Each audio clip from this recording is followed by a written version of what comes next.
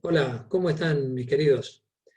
Un gusto en saludarles, en verlos, otra vez virtualmente a través de este medio y compartir en esta noche o en esta mañana o día o cuando te toque este tema tan interesante de la palabra de Dios que nos ayuda para tener más esperanza, más fe.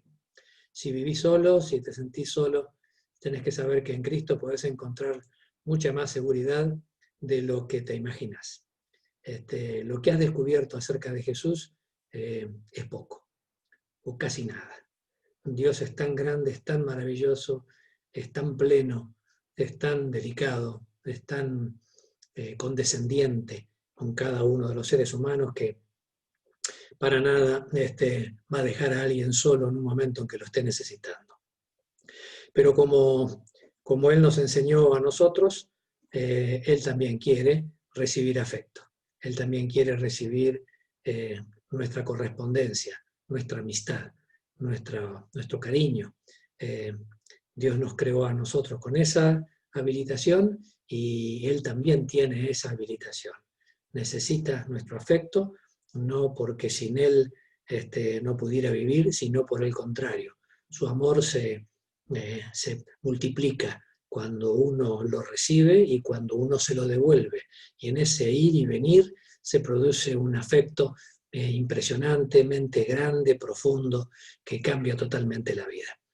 Me gustaría trabajar un poquito contigo sobre esto que te mencioné al comienzo, y es un tema sobre la hija de Jairo. En la Biblia hay muchos incidentes, especialmente los incidentes vividos por Cristo mismo aquí en la tierra, en los evangelios. Los evangelios son 4, lo sabes muy bien, y uno de los evangelios es San Lucas, que fue un discípulo de Jesús. En San Lucas, en el capítulo 8, también en otro, ¿no? Pero en este específicamente, no me voy a referir esta noche, se habla sobre la hija de Jairo. La hija de Jairo era la hija de alguien, la hija de Manuel, la hija de Pepe, la hija de Carlos, la hija de alguien. Pero cuando la hija de alguien se enferma, papá y mamá cambian muchísimo. La hija de Jairo se enfermó y fue muy serio para él y para su familia porque vieron que los médicos no podían hacer nada. Y a medida que avanzaba el tiempo, la enfermedad avanzaba cada vez más y se notaba claramente que se estaba llevando una vida joven, una niña de 12 años. No sabemos el nombre de ella, la Biblia la menciona como la hija de Jairo, 12 añitos enferma. Y te muestro ahora a continuación qué personajes van a intervenir en toda esta escena.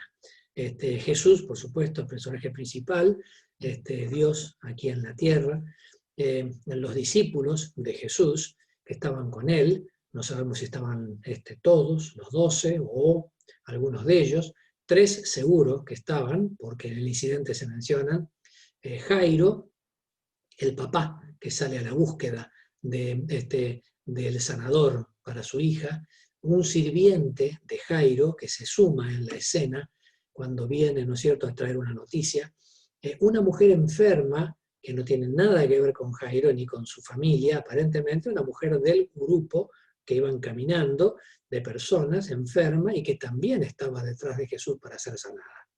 La esposa de Jairo, que estaba cuidando a la nena, ¿no es cierto? Y que aparece en escena también, familiares y amigos de Jairo, vecinos que se acercaron hasta el lugar por el desenlace que tuvo, ¿no es cierto?, el incidente. Plañideras era una profesión de aquella época de personas que se dedicaban a ambientar, la fiesta, o a ambientar la tristeza, o a ambientar la escena, con tal de que los demás pudiesen saber que algo había pasado. Era una señal social que se utilizaba, y estas mujeres vivían, ¿no es cierto?, generalmente mujeres, ¿no?, vivían de lo que se les pagaba, de su profesión. Así que les decían, mira, acá tienen que hacer esto, y ellas iban y lo hacían, ¿no? Y la nena, ¿no es cierto?, la hija de 12 años. En esta escena, ¿no es cierto?, se habla muy bien de lo que estaba sucediendo. Jesús iba caminando, era un día en que iba pasando de pueblo en pueblo, de ciudad en ciudad. Mucha gente había sido sanada por él, familiares, amigos, se avisaban. No había ni WhatsApp ni ninguna red social, pero corrían a la casa del otro para avisarle, anda, avisarle que Jesús va para tal pueblo. Así que todos los que tenían enfermos se los llevaban a él. Todo el día fue así. La vida de Cristo fue una vida ocupada en el servicio hacia los demás. Vino para servir, vino para mostrar cómo es Dios, quién es Dios, y que Dios sirve a sus hijos, sirve a sus criaturas, es sensible a las necesidades de no importa quién sea, todos son sus hijos. Y en cuanto a los seres creados de esta naturaleza que nos rodea, son también creación de Dios. Dios también es sensible a los seres creados, que Él ha puesto para el servicio, ¿no es cierto?, de la humanidad. En esto tenemos que sensibilizarnos y cambiar nuestra cabecita y nuestra forma de pensar. No es que porque somos de este barrio, entonces nos interesan los de este barrio. Pero los de este barrio sí, pero no los de aquella cuadra. Nos interesan los de esta cuadra. Y de los de esta cuadra, todos sí, pero aquel de enfrente no. Por esto y por aquello y por allá. Y así tenemos 1000 separaciones, mil casilleros aquí adentro de nuestra cabeza que son totalmente ajenos al plan que Dios tiene para la vida de sus hijos. El amor desinteresado hacia Dios, hacia mí mismo y hacia el prójimo es lo que define, resume, sintetiza los 10 mandamientos, por los cuales todos los seres humanos vamos a ser juzgados en el gran juicio final. Es interesante estudiar esto, ¿eh? Si no conoces sobre esto, es bueno que conozcas la Biblia y que tengas este libro maravilloso en tu casa. Si no la tenés, pedilo. Pedilo porque hay Biblias a disposición. Es el libro más publicado, más vendido, acoso a precio de costo, con el anhelo y con el deseo de que la gente conozca el camino hacia el reino de los cielos. Jesús avanzaba entonces por este camino y gran cantidad de gente, multitudes estaban con él. Caminaban, lo apretaban, 40 personas, 50 personas, 100 personas, no sé, a veces pueblos enteros, a veces grupos del pueblo anterior que no habían podido conseguir todavía lo que querían de sanamiento, lo buscaban en el pueblo siguiente. Y Jesús se detenía, donde veía fe, donde veía confianza en la palabra que él traía, que es la palabra de Dios, ejercía su poder sanador, perdonador de los pecados, sanador del corazón y sanador también del cuerpo. Hubo pueblos enteros, aldeas enteras donde no quedaba ningún enfermo. Todos fueron sanados porque todos creyeron. Pero hubo también gran cantidad de personas en diferentes pueblos y lugares y ciudades que no recibieron la bendición que tanto necesitaban porque no creían, no aceptaban. No lo aceptaban a él como el Hijo de Dios. Cristo es el Hijo de Dios. Cristo es Dios. Y vino a ser Dios con nosotros, aquí en la tierra, Dios en la humanidad, en esos 33 años que vivió aquí. Y vive con nosotros hoy también. No así, físicamente uno al lado del otro, sino a través del Espíritu Santo. Él lo prometió que lo iba a hacer. No se pierde ninguna, ¿eh? Cristo está en todas partes, ¿eh? Acompaña a todas las personas, ¿eh? Nadie está solo. Y lo vamos a ver en este incidente muy interesante. Que avanzaban por uno de los pueblos y una mujer enferma de una enfermedad de pérdida de sangre. Era una enfermedad ginecológica. Una enfermedad que estaba estigmatizada en aquella época porque el que perdía sangre era un inmundo. Y si era inmundo, entonces no podía estar en contacto con los demás. Y si alguien tocaba a alguien que perdía sangre o que tenía sangre, entonces quedaba apartado por varios días hasta que se purificara, para poder tener, ¿no es cierto?, acción en las tareas religiosas del pueblo. Hoy día decir eso no es decir nada, porque a la gente no le interesa tener tareas religiosas. Pero un pueblo religioso que tiene a Dios, ¿no es cierto?, como centro, y que todas sus actividades giran en torno a la religión, sí les interesaba. Una mujer entonces no podía gritar, ¡ay, sáneme, que tengo un flujo de sangre! Comenzó a seguirlo a Jesús lo mejor que pudo y trató de llegar hasta él por detrás para tocarle el vestido, pensando que si le tocaba el manto, si le tocaba la ropa de Jesús, ella podía ser sana. Ahí estaba la fe. Una fe y una confianza absoluta. Con tal de que yo llegue y pueda tocarlo, voy a ser sana. Él me va a sanar. Él es el Hijo de Dios. Su poder va a llegar a mi vida y me va a transformar, me va a cambiar. Quiero decirte que nadie sana a nadie. entre los seres humanos. Yo trabajé muchos años en un sanatorio y te quiero contar que los médicos no sanan. No te ofendas si sos médico, ¿eh? Los médicos no sanan. La Biblia enseña que el único que sana es Dios. Los médicos contribuyen al proceso del sanamiento a través de sus conocimientos. Conocimientos que los otros, que no somos médicos, no tenemos. Si los médicos aciertan en su conocimiento, incluso si hacen bien sus diagnósticos, incluso si son ayudados por Dios para hacer bien su diagnóstico, y si la ciencia puede darle las herramientas en la mano, pueden ayudar muchísimo a una persona para que se encamine en la recuperación del equilibrio de su salud. Pero todo tratamiento médico, ojalá sea consciente el médico y el paciente. Todo tratamiento médico debe ser hecho siempre en una confianza, en una entrega a Dios, que es el único que puede volver a equilibrar otra vez la salud. Pero no era el tema, ese podemos manejarlo en otra oportunidad. En esta oportunidad era la mujer que buscaba la salud y alcanzó a tocarlo al maestro. Y la gente lo tocaba, lo empujaba, pero era el toque del apretujamiento, el toque de una calle peatonal, de una ciudad, de un shopping, de un lugar donde hay alta concentración de gente. Ese era el toque de golpes que recibían unos y otros. Jesús sintió que poder suyo salió de él y fue a alguien. Jesús es Dios. Él sabe perfectamente bien quién lo toca con fe y quién no lo toca. O a quien no le interesa tocarlo porque no tiene fe. Pero para dejar clara la evidencia del milagro y para que la mujer pudiese cerrar el circuito en su cabecita y ser una discípula de Jesús, Jesús se paró y preguntó quién me tocó. Ahí estaba un discípulo de él, Pedro.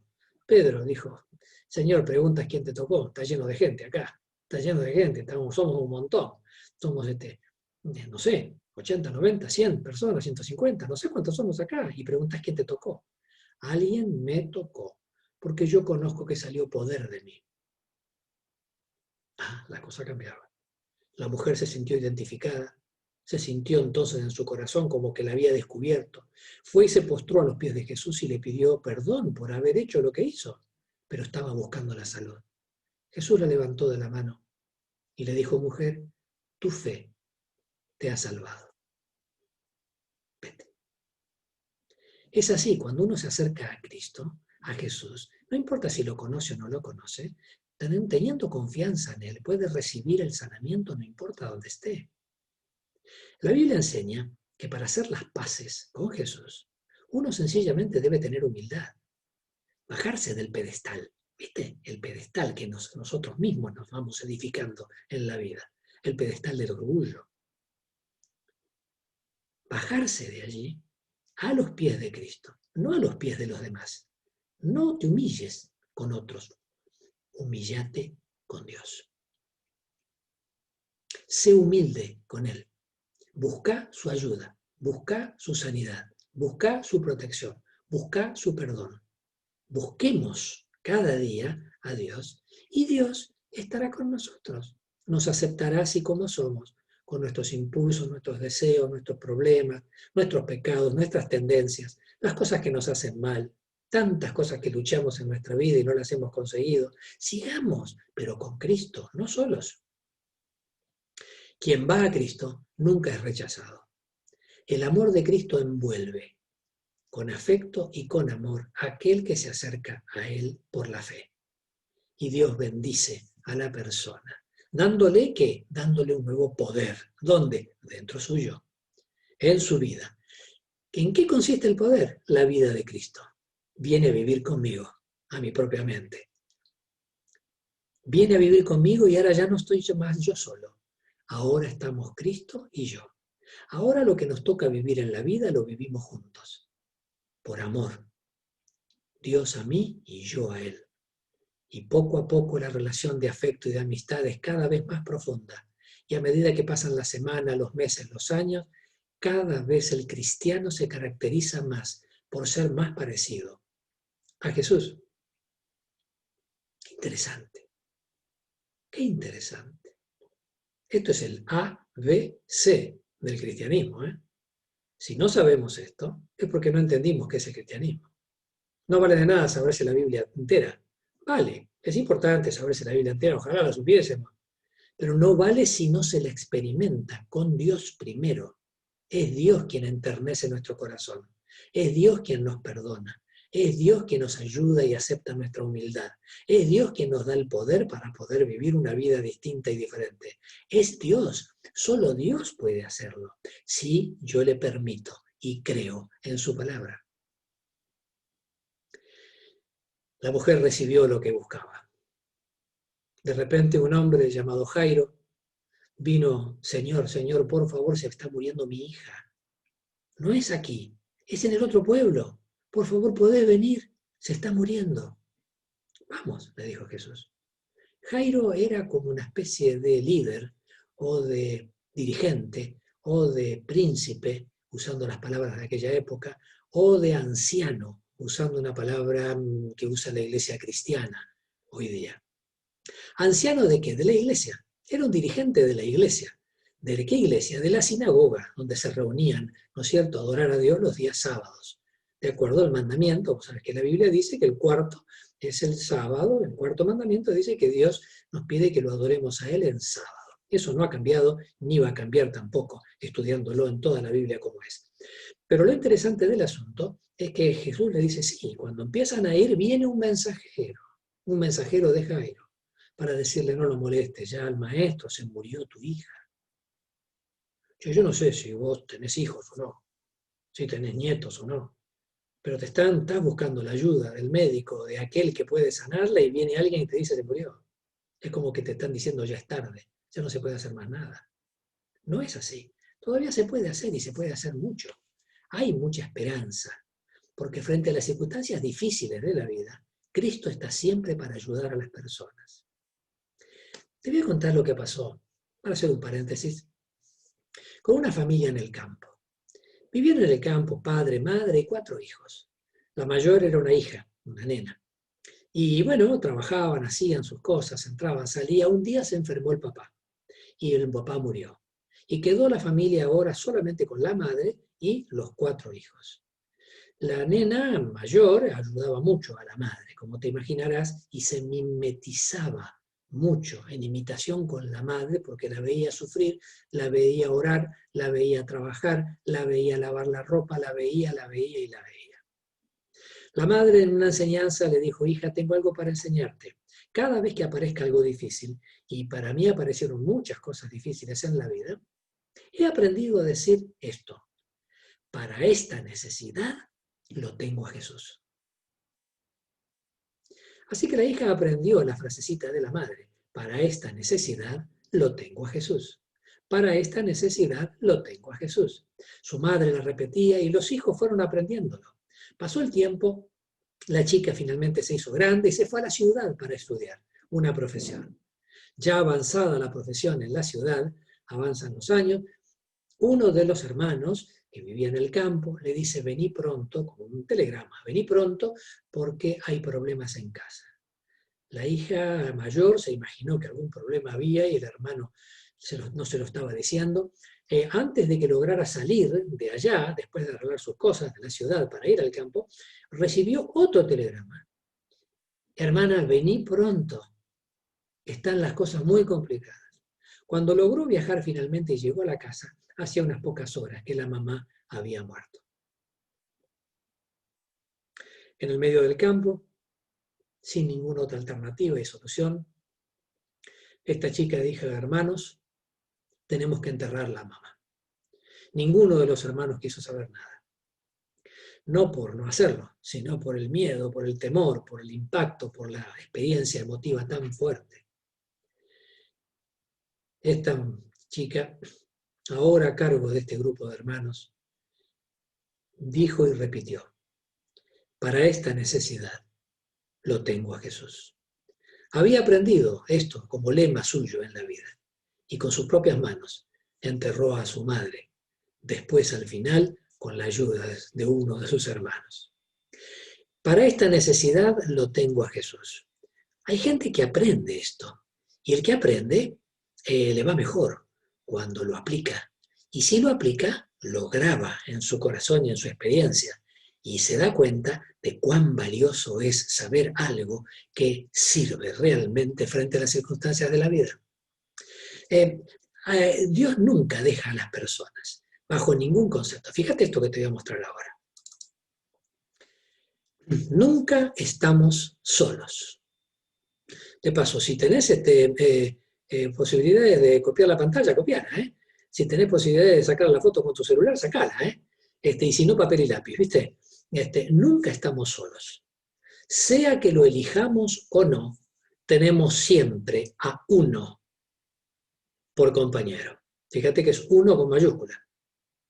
Recordemos que doquiera estemos, hagamos lo que hagamos, Dios está siempre presente. Nada de lo que se diga, se haga o se piense puede escapar de su atención. Qué impresionante. Cristo está siempre al lado de las personas. Y mucho más abundantemente de aquel que lo busca y que sinceramente lo invita para que forme parte de su vida. Es como que hay una línea de confianza entre el Hijo de Dios y Dios, entre quien comulga con Dios y Dios. En el año 1992, en Moscú, en Rusia, un niño levantó el tubo del teléfono e hizo una llamada a una línea de confianza. El gobierno había abierto líneas de confianza para los niños, porque era para que ellos pudiesen, en momentos de necesidad en su casa, solitos, recibir, ¿no es cierto?, ayuda. Porque los padres, generalmente uno, no los dos, trabajaban y el otro estaba desaparecido o había muerto en la guerra o cosas por el estilo. Así que había muchos niños solos en las casas. De repente, del otro lado, una psicóloga atiende y un niño cuenta la información periodística, habla y dice que quiere conversar. Y la psicóloga, con la habilidad de manejar las habilidades de niños y demás, le preguntó, ¿qué estás haciendo ahora? Dice, bueno, yo estaba mirando televisión, dice, pero me cansa, la televisión me cansó, dice, ya no quiero mirar más nada. Quería hablar con alguien. Y bueno, acá estoy yo, le dice ella, charlemos un poquito, ¿de qué querés conversar? Quiero que me cuentes algo, le dice el niño. ¿Qué querés que te cuente?, le dice la psicóloga. Contame una historia de la Biblia. Porque mi mamá me cuenta historias de la Biblia y quiero escuchar una. Esta mujer, preparada en la psicología y en la profesión, no necesariamente está preparada para contar una historia de la Biblia. ¿Estarías vos preparado para contar una historia de la Biblia a alguien que te lo pide así sobre el momento? ¿Conoces la Biblia? ¿Conoces sus historias? Afortunadamente, una tía de esta psicóloga, cuando ella era niña, le contaba historias de la Biblia. Así que entonces le dijo, bueno, te voy a contar.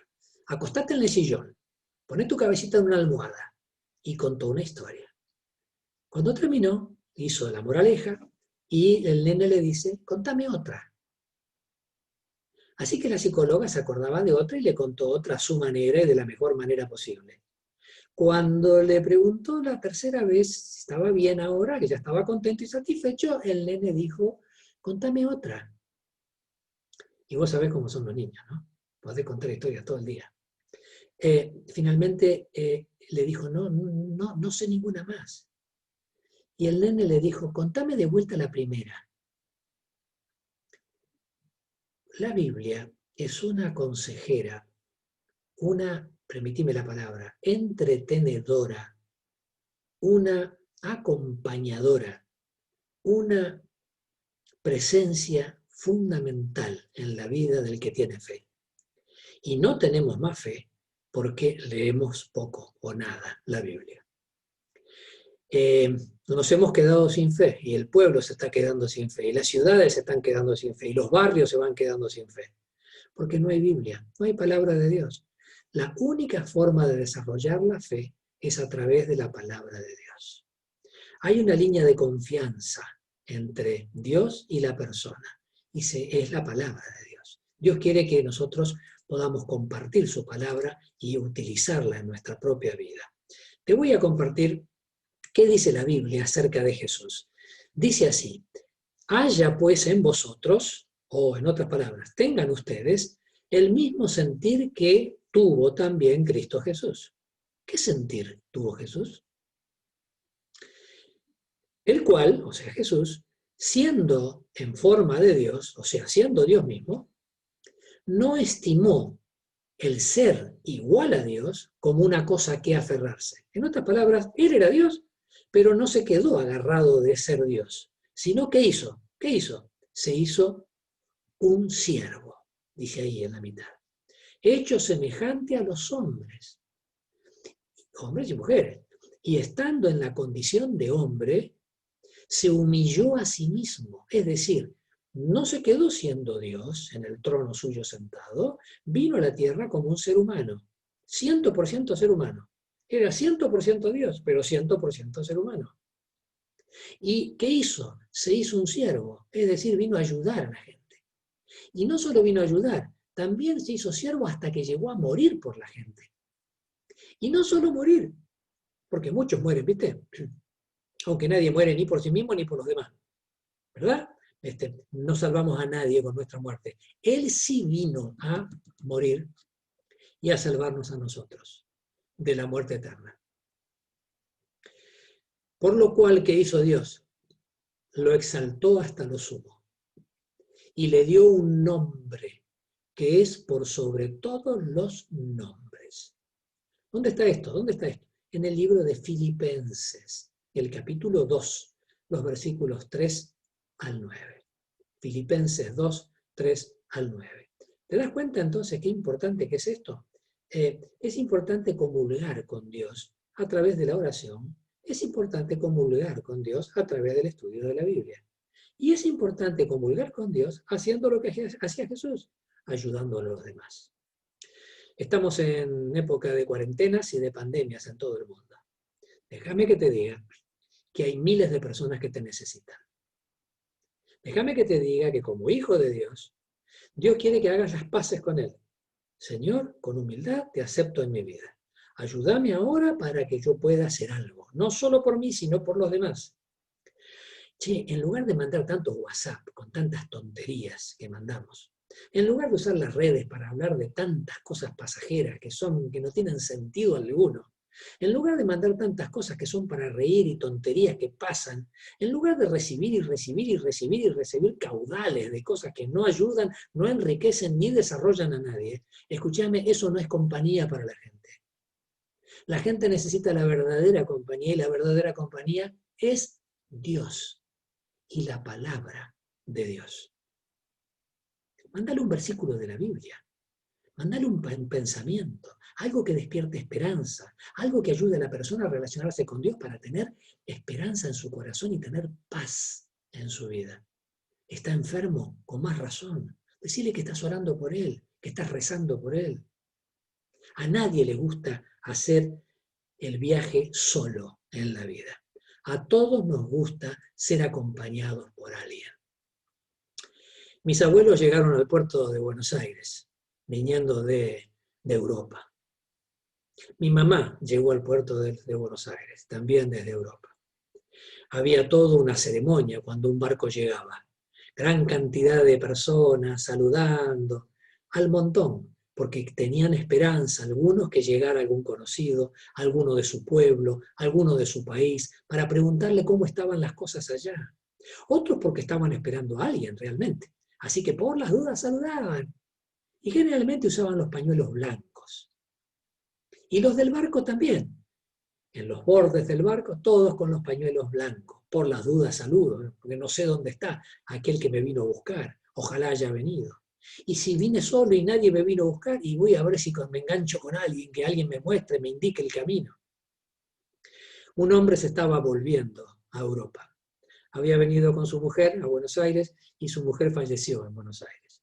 Con todos la valija, los barcos, con todos los bultos, fue al puerto, pero no había nadie para acompañarlo. Nadie lo despedía, nadie estaba con él. Y toda la gente venía acompañado por familiares, amigos. Así que observando, se fue hasta la punta del muelle donde estaba la gente parada y vio a un muchacho allá solo, tirando piedras al agua. Lo llamó. ¿Cómo te llamas? Beto. Beto, tengo un trabajo para vos, ¿quisieras ganarte unos pesos? Y sacó la billetera y sacó plata. Quiero pedirte que como estoy solo, con este pañuelo que te doy, puedas despedirme cuando yo me voy en el barco. Con eso hasta que yo me vaya. Luego el dinero es tuyo y el pañuelo también. El muchacho vio que la cosa era fácil y le dijo, sí, señor, no hay problema, ni un problema. Entendían los códigos de aquella época. No era bueno que alguien se fuera solo. Era malo, no era bien visto por los demás. Vos viste que chusmerío existió siempre. Y miraban a unos y a otros, aunque no se conocieran. Y luego entonces de estos que se quedaban acá, veían cómo aquellos salían y partían y saludaban desde acá, con el pañuelo, hasta que el barco desaparecía y se iba. Algunos se quedaban más tiempo, otros menos.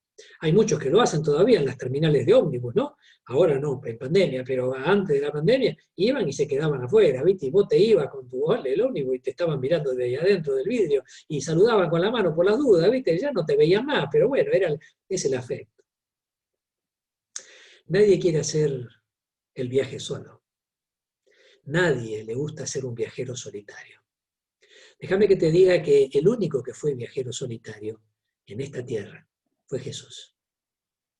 Él vino del cielo, nació y vivió aquí. Y en el momento más difícil de su vida no hubo nadie con él. Nadie estuvo para sacudir el pañuelo y despedirlo, o para con el pañuelo recibirlo. No tenía una casa donde vivir. Vino a hacer todo lo que hizo solamente para que nosotros hoy podamos tener esperanza y fe, y que nos dé su poder y su paz para que podamos ayudar a otros. La Biblia enseña que esto no va a seguir así para siempre. La Biblia enseña que Cristo va a volver a la tierra a buscar a sus hijos.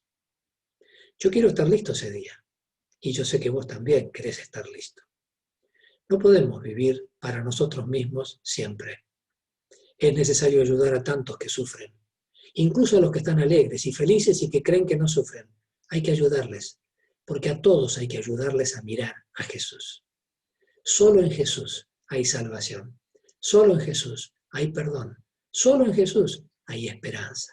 ¿No te parece que esto es demasiado importante como para dejarlo pasar y como para no tenerlo en cuenta en nuestra vida? Te invito a que se lo digamos a Jesús a través de una oración. Querido Dios y Padre que estás en el cielo, juntos te pedimos perdón por nuestros pecados. Te pedimos perdón y que nos ayudes a tener humildad para reconocerlos. Te pedimos poder en nuestra vida. Cámbianos, Señor. Necesitamos aprender el lenguaje del amor para amarte a ti por sobre todas las cosas primero. Danos ese amor para que lo hagamos.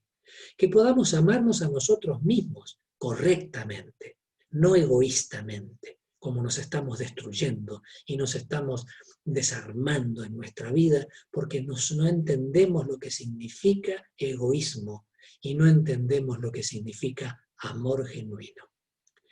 Y entonces, restaurados por tu amor, que podamos amar al prójimo, para que podamos ayudar a tantos que están necesitándote en el camino. Señor, tú fuiste un viajero solitario, alguien que despidiéndose y animando a todos, los animaste a acercarse a ti, con tu pañuelo blanco, pero ensangrentado por tu sacrificio, estás llamando a unos y a otros para decirle, vengan, vengan a mí mientras hay tiempo. Pedimos tu bendición para que lo hagamos en el nombre de Jesús. Amén. Mis queridos, que Dios les bendiga y les guarde en todo lo que hagan y ayuden a otros a recorrer este mismo camino.